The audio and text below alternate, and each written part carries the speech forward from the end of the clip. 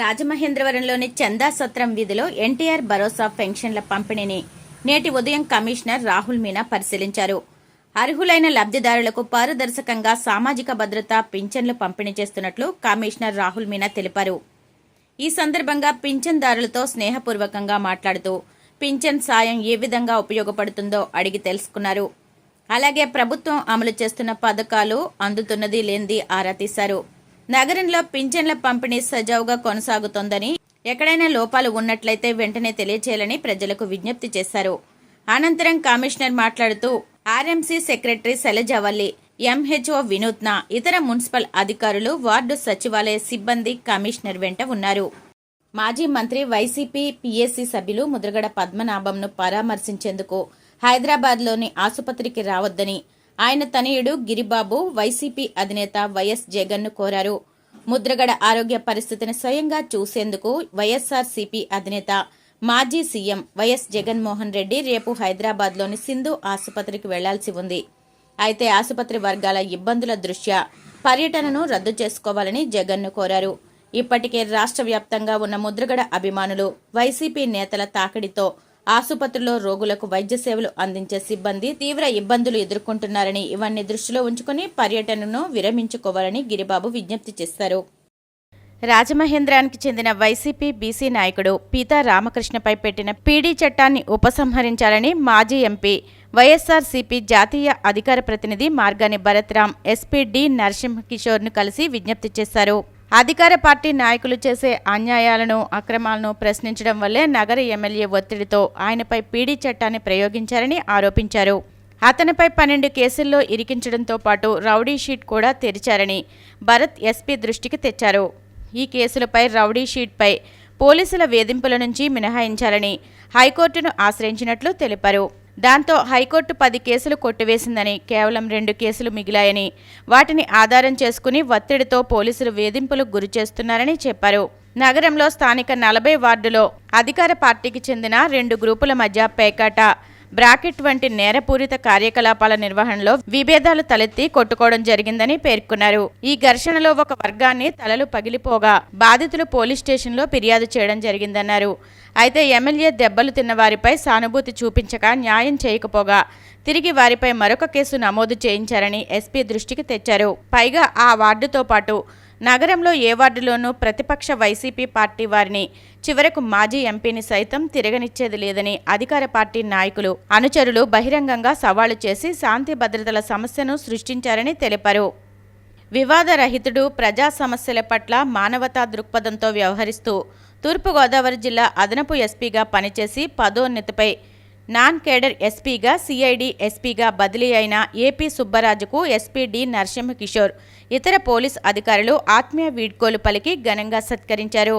ఈ సందర్భంగా SP D Narasimha Kishore మాట్లాడుతూ ఏవి సుబ్బరాజు జిల్లాలో పోలీస్ శాఖకు అందించిన సేవలను కొనియాడుతూ బదిలీపై వెళ్తున్న సందర్భంగా అభినందనలు తెలియజేసి ఆయన భవిష్యత్ బాధ్యతల్లో మరిన్ని విజయాలు సాధించాలని ఆకాంక్షించారు. అలాగే పదవీ విరమణ చేసిన ఎస్ఐలు వి సత్యనారాయణ, యువివి సత్యనారాయణ, వి రామకృష్ణ, కె శ్రీనివాస్, ఏఎస్ఐ ఎం సుబ్బారావు, హెచ్సిఎన్ సత్యనారాయణలకు ఆత్మీయ వీడ్కోలు పలికారు. పదవీ విరమణ అనంతరం కూడా వారికి ఏవైనా వ్యక్తిగత లేదా శాఖాపరమైన సమస్యలు ఎదురైనా పోలీస్ శాఖ ఎల్లప్పుడూ వారికి అండగా నిలుస్తుందని హామీ ఇచ్చారు. ఈ కార్యక్రమంలో డిఎస్పీలు B Ramakrishna, Y Srikanth, A Subhash, A Sivapriya, CH Jeevana, ఇతర అధికారులు పాల్గొన్నారు. ఎస్ఐగా బాధ్యత స్వీకరించాల్సిన Rajanagaram police station AS A Raja Prakash Babu గుండెపోటుతో ఆకస్మికంగా మృతి చెందారు. రాజా ప్రకాష్ బాబు మృతి పట్ల తూర్పుగోదావరి జిల్లా ఎస్పీ డి నరసింహకిషోర్ ప్రగాఢ సంతాపం వ్యక్తం చేశారు. ఎస్పీ ఆదేశాల మేరకు రాజా ప్రకాష్ బాబు అంత్యక్రియలు పోలీస్ అధికార లాంఛనాలతో జరిగాయి. ఈ కార్యక్రమంలో పోలీస్ అధికారులు, సిబ్బంది పాల్గొని రాజా ప్రకాష్ బాబు పుష్పాంజలి ఘటించి నివాళులర్పించారు. ఈ విషాద సమయంలో మృతుని కుటుంబానికి పోలీస్ శాఖ అన్ని విధాలా అండగా ఉంటుందని ఎస్పీ భరోసా కల్పించారు. శాఖాపరంగా అందవలసిన అన్ని ఆర్థిక సహాయాలు, సేవా సంబంధిత ప్రయోజనాలు ఎటువంటి జాప్యం లేకుండా అందేలా సంబంధిత అధికారులను ఆదేశించారు. మృతుని కుటుంబానికి పోలీస్ సంక్షేమ నిధి ద్వారా అంత్యక్రియల ఖర్చులు, వితంతు నిధి, ఇతర అనుబంధ వ్యయాల నిమిత్తం మొత్తం 1,00,000 రూపాయలు ఆర్థిక సహాయాన్ని అందజేశారు. తూర్పుగోదావరి జిల్లా పోలీస్ శాఖలో విధులు నిర్వర్తిస్తున్న 2013 బ్యాచ్కు చెందిన ఏఆర్ కానిస్టేబుల్ డి గణేష్ రావు తీవ్రమైన కిడ్నీ వ్యాధితో బాధపడుతున్నారు. ఆయన తండ్రి కిడ్నీ దానం చేయడంతో ఇటీవల కిడ్నీ మార్పిడి శస్త్రచికిత్స విజయవంతంగా నిర్వహించారు. శస్త్రచికిత్సతో పాటు అనంతర వైద్య చికిత్సలకు ఆయన ఖర్చుల నిమిత్తం తూర్పుగోదావరి జిల్లా పోలీస్ అధికారులు, 2013 బ్యాచ్కు చెందిన పోలీస్ సిబ్బంది, అలాగే రాష్ట్రంలో వివిధ జిల్లాల్లో విధులు నిర్వర్తిస్తున్న అదే బ్యాచ్కు చెందిన సహోద్యోగులు స్వచ్ఛందంగా విరాళాలు అందించి మొత్తం 7,50,000 సమీకరించి ఎస్పీ డి నరసింహకిషోర్ చేతుల మీదుగా ఆయన కుటుంబానికి అందజేశారు. ఈ సందర్భంగా జిల్లా ఎస్పీ మాట్లాడుతూ కష్టకాలంలో సహోద్యోగికి అండగా నిలవడం పోలీస్ కుటుంబంలో ఉన్న ఐకమత్యానికి, మానవత్వానికి, సేవాభావానికి నిదర్శనమని అన్నారు. ఇటువంటి కార్యక్రమాలు బాధిత కుటుంబాలకు ఆర్థిక భరోసాను కల్పించడంతో పాటు పోలీస్ శాఖలో పరస్పర సహకారం, సోదరభావాన్ని మరింత బలోపేతం చేస్తాయని తెలిపారు. గణేష్ రావు పూర్తి స్థాయిలో ఆరోగ్యాన్ని పొందుతూ త్వరలోనే విధుల్లో చేరాలని ఎస్పీ ఆకాంక్షించారు.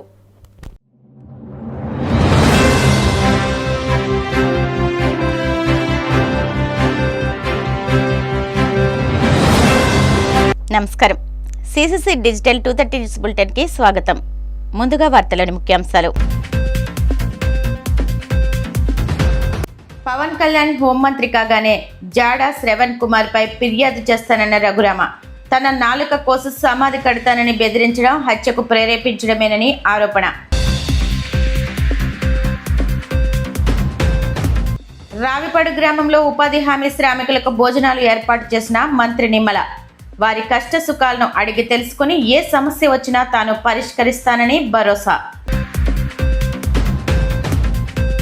కాకినాడలో హ్యాచ్ ఇండియా కాంపెండియం పుస్తకాన్ని ఆవిష్కరించిన మంత్రి అచ్చెన్నాయుడు ఆక్వా రైతులకు కూటమి ప్రభుత్వం అండగా ఉంటుందని హామీ. అమరావతిలో వైసీపీ నేతలపై దాడి ప్రభుత్వ ప్రయోజితమే అన్న మాజీ ఎంపీ మార్గాని భరత్. దాడికి పాల్పడ్డ వారిపై హత్యాయత్నం కేసులు నమోదు చేయాలని డిమాండ్.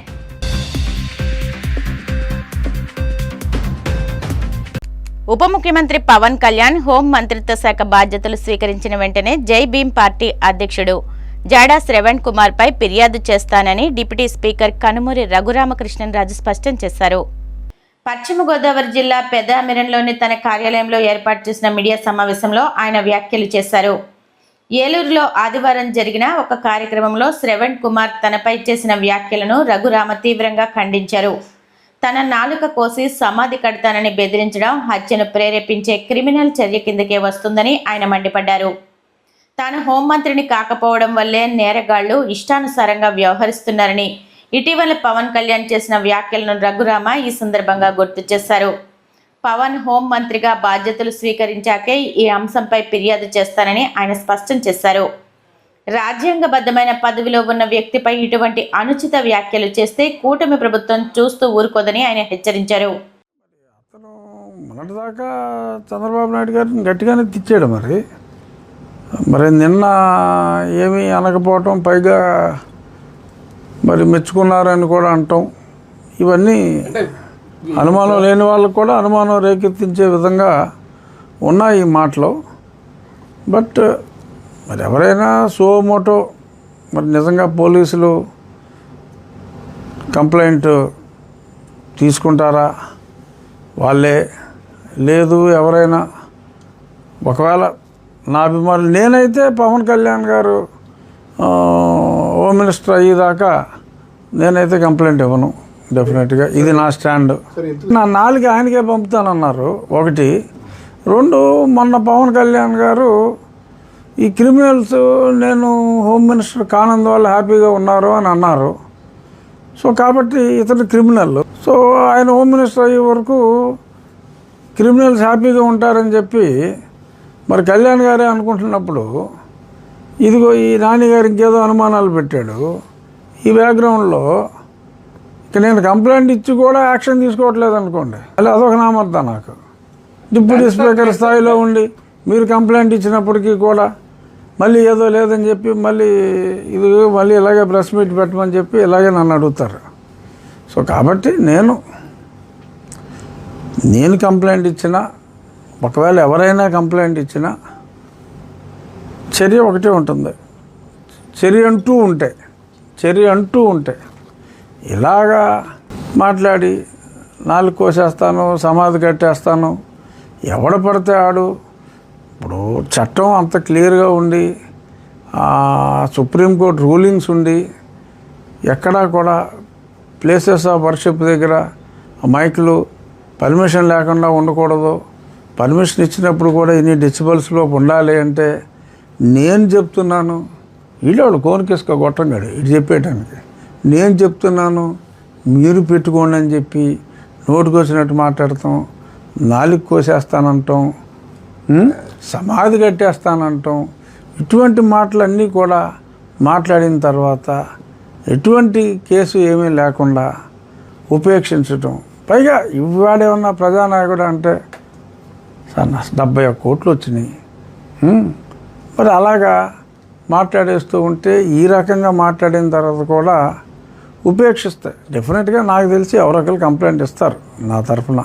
నన్ను అభిమానించే వాళ్ళు, అతన్ని అభిమానించే క్రైస్తవులు అందరూ అతన్నే అభిమానిస్తున్నారని చెప్పి అతను ఒక అపోహలో ఉంటే ఖచ్చితంగా హిందువులు అందరూ నన్ను అభిమానించాలి.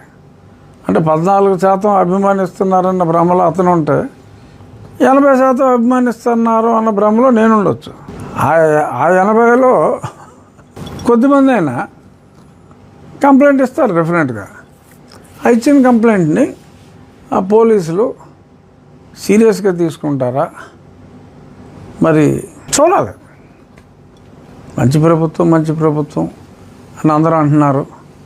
సో మంచి అంటే ఇలాగా హింసని ప్రోత్సహించే, అంటే హింసని ఖండించని మంచా, ఇలా ఒక రాజ్యాంగబద్ధ పదవిలో ఉన్న వ్యక్తినే మరి ఈ రకంగా అది కోసేస్తాను ఇది కోసేస్తానని చెప్పి అంటూ ఉంటే మరి ఉపేక్షిస్తారని నేను అనుకోవట్లా.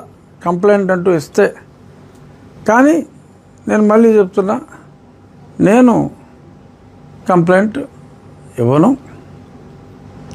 నాకెందుకనో పవన్ కళ్యాణ్ గారు ఆ మాట అన్నారు కనుక ఆయన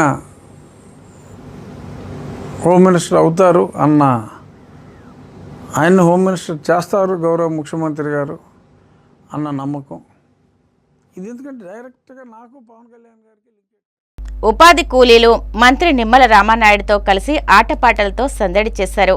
పశ్చిమ గోదావరి జిల్లా పోడూరు మండలంలోని రావిపాడు గ్రామంలో ఉపాధి పనులు ఆఖరి రోజు కావడంతో శ్రామికులకు మంత్రి నిమ్మల భోజనాలు ఏర్పాటు చేశారు. ఈ కార్యక్రమంలో భాగంగా మహిళలకు కుర్చీ పోటీలు వంటి వివిధ ఆటల పోటీలు నిర్వహించి లక్కీ డ్రా నిర్వహించారు. పోటీల్లో గెలుపొందిన మహిళలకు మంత్రి రామానాయుడు చీరలు, బహుమతులను పంపిణీ చేశారు. ఈ సందర్భంగా ఆయన మాట్లాడుతూ ఉపాధి హామీ శ్రామికులంటే తనకు ఎంతో గౌరవమన్నారు. శ్రామికులతో మమేకమై వారి కష్ట సుఖాలను అడిగి తెలుసుకున్నారు. ఎప్పుడు ఏ సమస్య వచ్చినా తాను పరిష్కరిస్తానని భరోసా ఇచ్చారు. లేచిన దగ్గర నుంచి శ్రమించి కష్టించి పని చేసి మళ్ళీ ఇంటికి వెళ్ళి మళ్ళీ బిడ్డలతోటి మనవాళ్ళతోటి మళ్ళీ ఇంటి పనులతోటి బిజీగా 365 రోజులు సంవత్సరం పాటు నడిచేటువంటి మీకు ఇదొక ఊరటగా ఉండాలి. ఇదో మీ అందరికీ కూడా మళ్ళీ ఒక ఎనర్జీ ఇచ్చేటువంటి విధంగా మీలో ఒక సభ్యుడిగా, ఇప్పుడు నేను ఒక మంత్రిగా ఉన్నాను, మీరు ఒక శ్రామికుడిగా ఉన్న భేదం మన మధ్య ఉండకూడదు. మీరు నేను అందరం కూడా ఒక్కటే, అందరం కూడా ఒకటే కుటుంబం మనందరిది.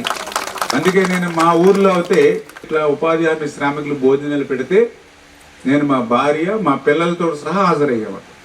మా భార్య పిల్లలతో సహా వాళ్ళకి వడ్డన చేయించి, ఎందుకంటే ఒక ఫ్యామిలీ, ఒక కుటుంబం మీరు నేను అనేటువంటి విధానం. అందుకని ఈరోజు రావిపాడి గ్రామంలో చక్కగా మీ అందరూ కూడా ఈ కార్యక్రమంలో భాగస్వాములై మ్యూజికల్ చైర్ కూడా నేను కూడా ఒక 10 నిమిషాలు నాకు కూడా ఎనర్జీ ఒక ట్యాబ్లెట్ తగ్గించుకోవచ్చు నేను. ఎందుకంటే స్ట్రెస్ ఉంటే ట్యాబ్లెట్లు పెరుగుతున్నాయి, షుగర్ పెరుగుతున్నాయి, బీపీలు పెరుగుతూ ఉన్నాయి.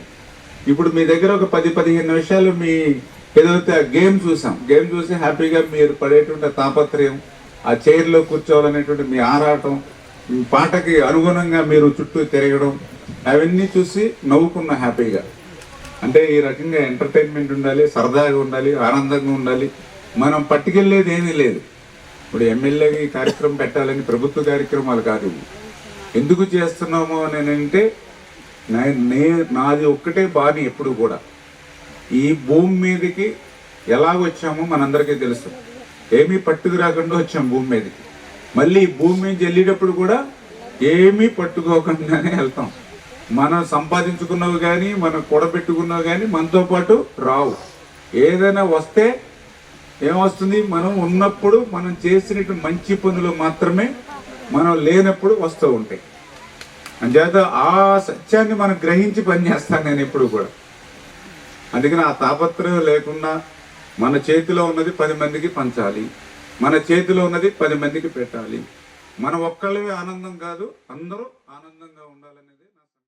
ఆక్వా రంగానికి హ్యాచరీస్, ఫీడ్ మ్యానుఫ్యాక్చర్, ఎక్స్పోర్ట్స్, రైతు 4 స్తంభాలైతే వాటిలో అత్యంత ప్రాధాన్యం ఉన్నది రైతుకేనని మంత్రి కింజరపు అచ్చెన్నాయుడు అన్నారు. ఆల్ ఇండియా ఫ్రించ్ hatcheries association, Andhra Pradesh hatcheries association ప్రతినిధులు సంయుక్తంగా రూపొందించిన హ్యాచ్ ఇండియా క్యాంపెయినింగ్ పుస్తక ఆవిష్కరణ కార్యక్రమం కాకినాడలోని ఎస్ఆర్ఎంటీ హాల్లో నిర్వహించారు.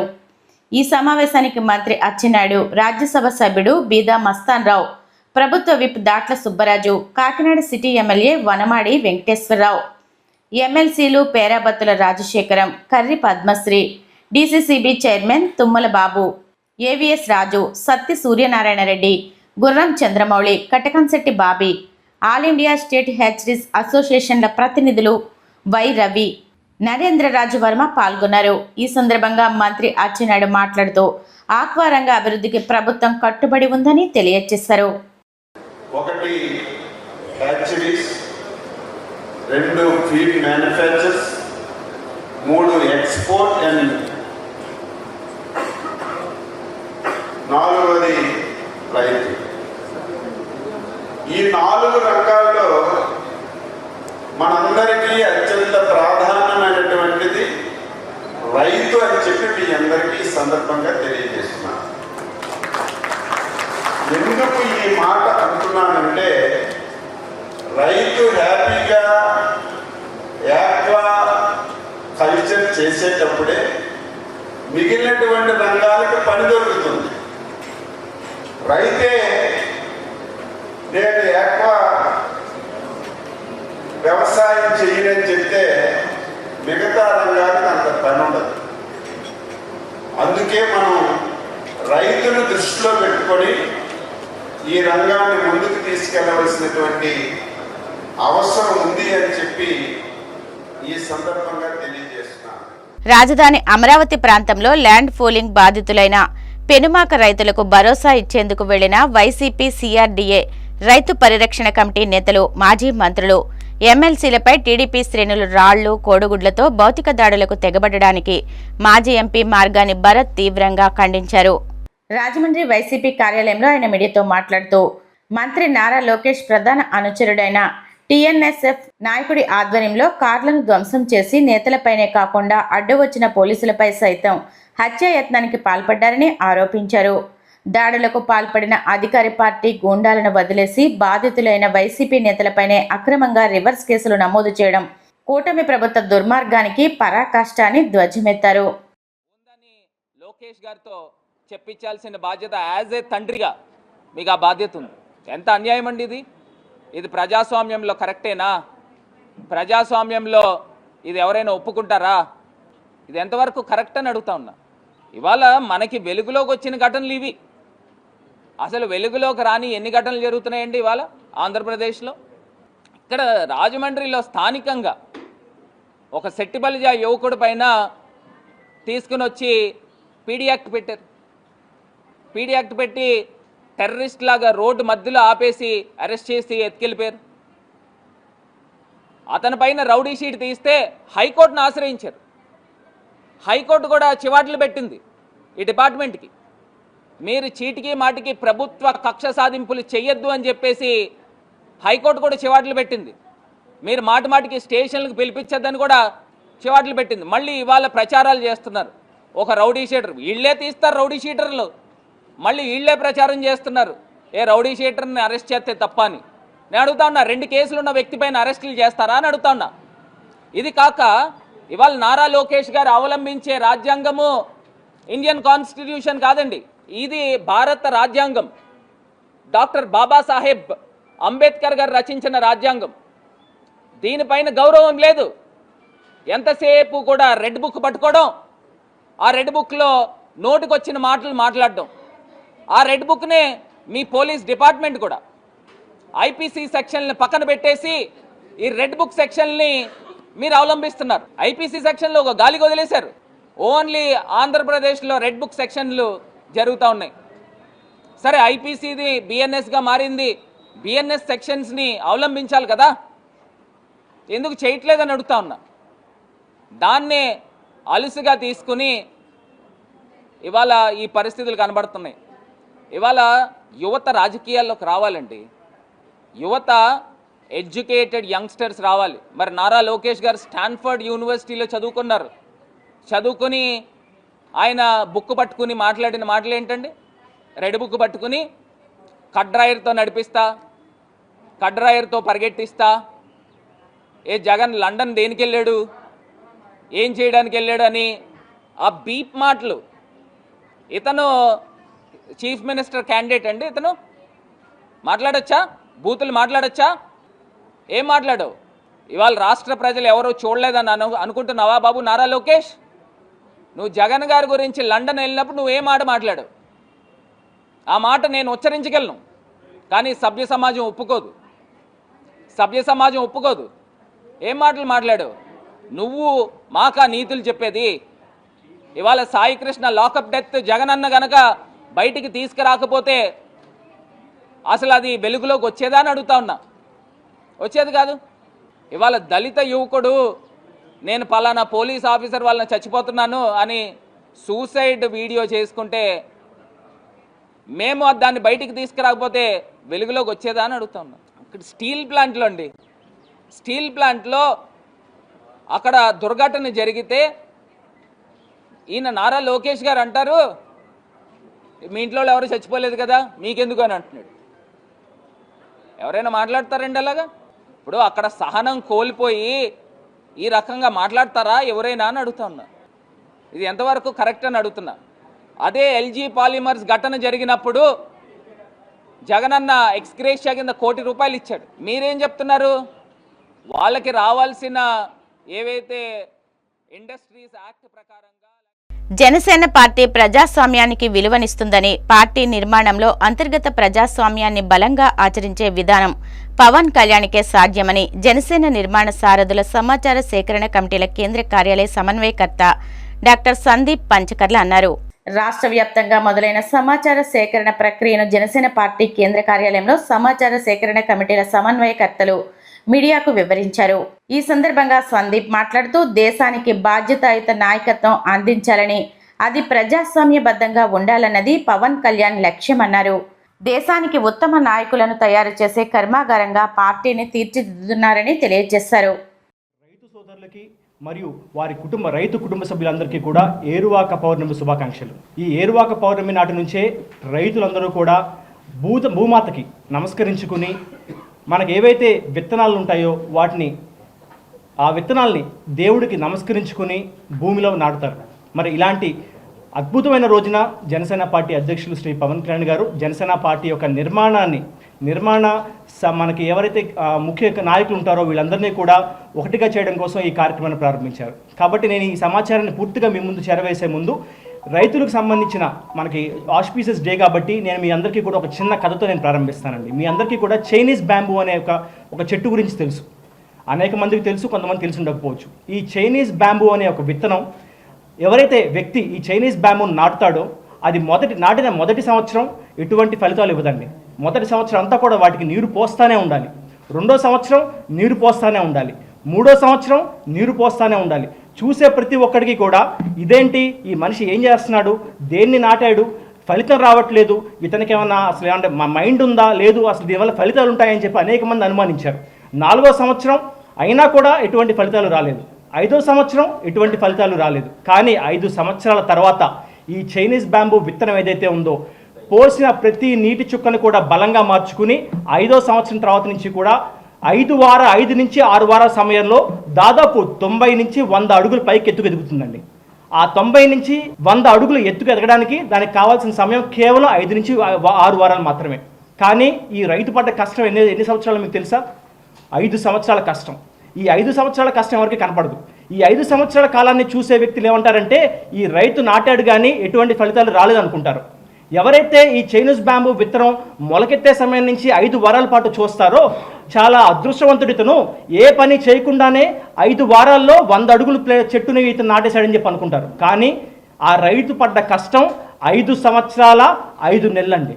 ఈ 5 సంవత్సరాల 5 నెలలు పవన్ కళ్యాణ్ గారి విషయంలో తీసుకుంటే కనుక దాదాపు పుష్కర కాలం పాటు 2008 నుంచి కూడా కామన్ మ్యాన్ ప్రొటెక్షన్ ఫోర్స్ అనే ఒక వ్యవస్థని స్థాపించి ఆ రోజు నాటి నుంచి యువరాజ్యం అధ్యక్షుడిగా ఆ రోజు ఆయన చేసిన శ్రమ, జనసేన పార్టీని 2014లో స్థాపించినటి నుంచి కూడా ఆయన పెట్టిన కృషి, దానికి ఫలితమే జనసేన పార్టీ ఈ ఎన్నికల్లో 21 స్థానాలు గెలవడం. దాని ఫలితమే ఈరోజు రాష్ట్ర వ్యాప్తంగా కూడా మారుమూల ప్రాంతాల నుంచి గ్రాస్ రూట్ లెవెల్స్ నుంచి నాలాంటి యువకుల్ని పైకి తీసుకొచ్చి ఈరోజు మీ ముందు నుంచో పెట్టి నిన్న మీకు సీకే కన్వెన్షన్లో తీసుకుంటే కనుక దాదాపు 825 మందిని రాష్ట్ర వ్యాప్తంగా పవన్ కళ్యాణ్ గారు హ్యాండ్ పిక్ చేసి, అంటే ఏ విధంగా అయితే కనుక ఒక సీడీ యొక్క గుణగణాలను చూసి దాని ప్రొడక్ట్ని చూసి టెస్ట్ చేసి ల్యాబొరేటరీ టెస్టెడ్ అని చెప్పి మనం సర్టిఫై చేస్తామో ఆ విధంగా ఇన్నేళ్ల పాటు టెస్ట్ చేసి యువతీ యువకుల్ని ఆయన ఎన్నుకుని వాళ్ళకి ఈరోజు రాష్ట్ర స్థాయిలో గుర్తింపు తీసుకొచ్చారు. మరి మీరు తీసుకుంటే కనుక అరకు ప్రాంతం నుంచి బాబురావు అనే ఒక వ్యక్తి మారుమూల ట్రైబల్ కుర్రవాడు, అదేవిధంగా భీమిలి నియోజకవర్గం నుంచి ఒక టీ షాప్ నడుపుకునే శివ అనే వ్యక్తి, తెనాల నుంచి టైలరింగ్ వర్క్ చేసుకునే ఒక శివకుమార్ అనే వ్యక్తి, ఇలా వీళ్ళందరినీ కూడా రాష్ట్ర స్థాయిలో జనసేన పార్టీలు ఈరోజు మనకి జనసేన పార్టీ నిర్మాణ బాధ్యతలు అప్పచెప్పారు. మరి కాబట్టి ఈ నిర్మాణ బాధ్యతల్లో ఎటువంటి కార్యక్రమాలు నిర్వహిస్తాం అనేది ఈ విషయాన్ని మీ అందరికీ నేను తెలియజేస్తాను. సో దీంట్లో భాగంగా మనకి పవన్ కళ్యాణ్ గారు, మా అధ్యక్షుడు పవన్ కళ్యాణ్ గారు ఒక కమిటీని నియమించారండి. దీంట్లో కమిటీలో 28 సభ్యులు ఉంటారు. ఈ సభ్యులు మొత్తం మీద కూడా ఒక అబ్జర్వర్, దాంతోపాటు 3 సీనియర్ నాయకులు, 3 సాధక్ రిప్రజెంటేటివ్స్, దాంతోపాటు 21 మంది సాధక సభ్యులు. సో వీరందరినీ కలుపుకుంటే కనుక ఒక పార్లమెంట్కి 28 మంది సభ్యుల్ని అధ్యక్షులు పవన్ కళ్యాణ్ గారు ఈ సమాచార సేకరణ కమిటీ కింద నిర్ణయించడం జరిగింది. సో మన రాష్ట్రంలో ఉన్న 25 పార్లమెంట్లు కూడా ఈ కమిటీ. అంబేద్కర్ కోనసీమ జిల్లా అమలాపురం ఆక్వా రైతులు నిరసన చేపట్టారు. రాష్ట్ర ఆక్వా రైతు సంఘం పిలుపు మేరకు జిల్లా అధ్యక్షుడు దెందుకూరు సత్యబాబురాజు ఆధ్వర్యంలో ఆక్వా రైతులు ఆందోళన చేపట్టారు. ఆక్వా ఫీడ్ డీలర్లు, షాపుల యజమానులు రైతులకు మద్దతు ఇచ్చారు. టన్ను మేతకు అదనంగా 10,000 రూపాయల నుండి 12,000 పెంచడంపై ఆక్వా రైతులు ఆవేదన వ్యక్తం చేస్తున్నారు. రొయ్య ధర కూడా తగ్గించేయడంతో ధరల స్థిరీకరణ చేయాలంటూ రైతులు డిమాండ్ చేస్తున్నారు. ఒక రైతు ఇబ్బందులు ఏ విధంగా ఉన్నాయి అంటే, అక్కడ ట్రంప్ ట్యాక్స్ ఉన్నా, అక్కడ వేరే దేశంలో యుద్ధం జరిగినా ఇదే ఆక్వాలో అందరూ ఉన్నారు. ఫీడ్ మిల్లర్స్ ఉన్నారు, ఎక్స్పోర్టర్స్ ఉన్నారు. కానీ ఏది జరిగినా, ఏదైతే ఏది జరిగినా ప్రతిదీ రైతు మీదే పడుతుంది. చేత అప్పుడు మాకు ప్రధాన సమస్య ఇప్పుడు ఫీడ్ రేట్లు పెంచారు. దానికి సాకాలు ఏం చెప్తున్నారంటే, సాక్ అది ఉన్నది నిజమే, అది ఏం చెప్తున్నారు, రా మెటీరియల్ రేట్లు పెరిగినాయి అని చేత మేము ఫీడ్ పెంచుకోకపోతే మాకు లాస్ వస్తుంది, లాస్కి మేము బిజినెస్ చేయలేము అని ఫీడ్ మిల్లర్స్ చెప్తున్నారు. కానీ అంతకుముందు చాలాసార్లు, చాలా సందర్భాల్లో, 4-5 సంవత్సరాల కింద కూడా ఏవైతే ఇప్పుడు రా మెటీరియల్ పెరిగిందంటున్నారో అవి చాలాసార్లు డౌన్ అయినాయి. ఆ డౌన్ అయినప్పుడు పోనీ రైతుకి కలిసి వస్తుంది కదా, పోనీ మేము ఫీడ్ రేటు తగ్గిస్తామని ఏ ఒక్క సందర్భం కూడా లేదు. గడిచిన 4-5 సంవత్సరాలు కానీ 10 సంవత్సరాలు కానీ ఈ అప్ అండ్ డౌన్స్ చాలాసార్లు జరిగినాయి రా మెటీరియల్ రేటు విషయంలో. అలానే ఇప్పుడు కూడా ₹1 కూడా, కేజీ ₹1 కూడా ఈ మేత రేట్లో తగ్గించింది లేదు. అటువంటిది ఇప్పుడు పెరిగిందని ఇష్టసారం పెంచుకోవటం వల్ల రైతే ఇబ్బంది పడుతున్నాడు. ఇక్కడ రాష్ట్ర వ్యాప్తంగా ఉన్నటువంటి ఆక్వా రైతులందరూ రాష్ట్ర ఆక్వా రైతు సంఘం పిలుపు మేరకు ఇవాళ స్వచ్ఛందంగా మరి ఫీడ్ షాపులు కానీ అలాగే రైతుల యొక్క పట్టుబడులు కానీ నిలిపివేయడం జరిగింది. ఇంకేదంటే మా ఆవేదనని ఈ రకంగా నిరసన రూపంలో మేము ప్రభుత్వానికి తెలియజేస్తున్నాం. కారణం ఏమిటంటే ముడి సరుకులు పెరిగినాయి అన్నటువంటి నెపంతో ఫీడ్ ధరలు విపరీతంగా పెంచారు.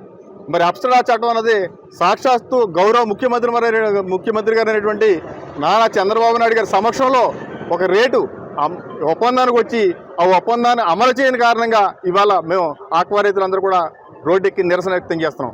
మరి ఈ యొక్క బంద్కి స్వచ్ఛందంగా ఆక్వా డీలర్స్ అంటే ఫీడ్ డీలర్స్ కానీ అలాగే ఆక్వాకు సంబంధించిన ఏ ఉత్పత్తులైనా సరే అందరూ కూడా స్వచ్ఛందంగా మేము రైతులకు మద్దతుగా మా షాపులు మూసేస్తున్నామని చెప్పేసి వారి నిరసన రూపంలో వీళ్ళందరూ కూడా బంధుకు సహకరించినందుకు వారందరికీ కూడా రాష్ట్ర ఆక్వా రైతు సంఘం తరపున ధన్యవాదాలు తెలియజేసుకుంటూ సెలవు తీసుకుంటాం. ఈ రోజున రాష్ట్ర వ్యాప్తంగా మా రాష్ట్ర ఆక్వా రైతు సంఘం పిలుపు మేరకు ఆక్వా షాపులు దానికి అనుబంధంగా ఉన్న షాపులు అదేవిధంగా రైతులు పట్టుబడి ఈరోజు బంద్ చేసి గవర్నమెంట్ వారికి నిరసన రూపంలో రైతుల అగచాట్లు తెలియజేసే ఉద్దేశంతో ఈ రోజున బంద్ సక్సెస్ చేసిన మన ఆక్వా రైతు సోదరులందరికీ అలాగే సహకరించిన రైతు నాయకులందరికీ అలాగే షాపు వారికి నమస్కరిస్తూ ఈ రోజున 2020లో అప్సడా చట్టం వచ్చినా ఈ రోజు వరకు దాని ఇంప్లిమెంటేషన్ లేకపోవడం వల్ల దానిలో లోటుపాట్లు కూడా తెలుస్తాయి.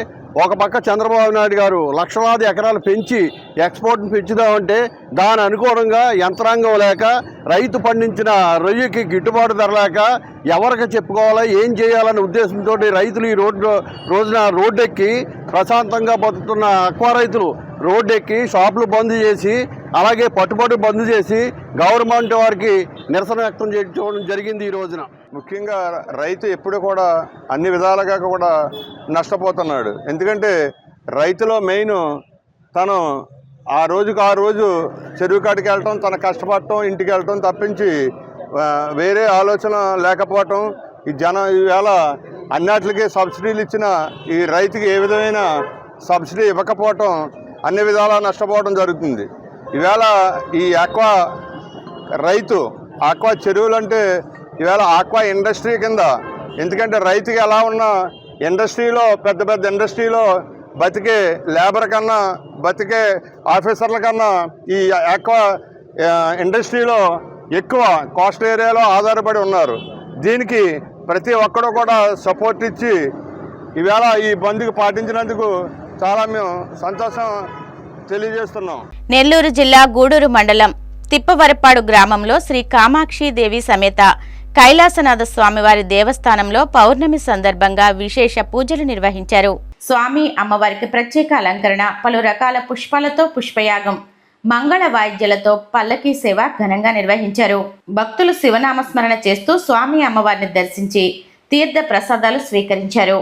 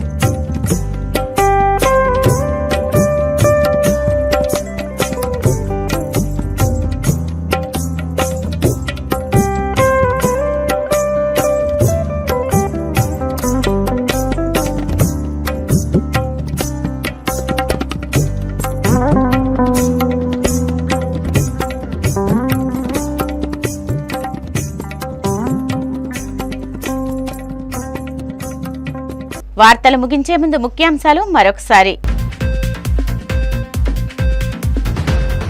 పవన్ కళ్యాణ్ హోంమంత్రి కాగానే జాడా శ్రవణ్ కుమార్ పై ఫిర్యాదు చేస్తానన్న రఘురామ తన నాలుక కోసి సమాధి కడతానని బెదిరించడం హత్యకు ప్రేరేపించడమేనని ఆరోపణ. రావిపాడు గ్రామంలో ఉపాధి హామీ శ్రామికులకు భోజనాలు ఏర్పాటు చేసిన మంత్రి నిమ్మల వారి కష్ట సుఖాలను అడిగి తెలుసుకుని ఏ సమస్య వచ్చినా తాను పరిష్కరిస్తానని భరోసా. కాకినాడలో హ్యాచ్ ఇండియా కాంపెండియం పుస్తకాన్ని ఆవిష్కరించిన మంత్రి అచ్చెన్నాయుడు ఆక్వా రైతులకు కూటమి ప్రభుత్వం అండగా ఉంటుందని హామీ. అమరావతిలో వైసీపీ నేతలపై దాడి ప్రభుత్వ ప్రయోజితమే అన్న మాజీ ఎంపీ మార్గాని భరత్. దాడికి పాల్పడ్డ వారిపై హత్యాయత్నం కేసులు నమోదు చేయాలని డిమాండ్.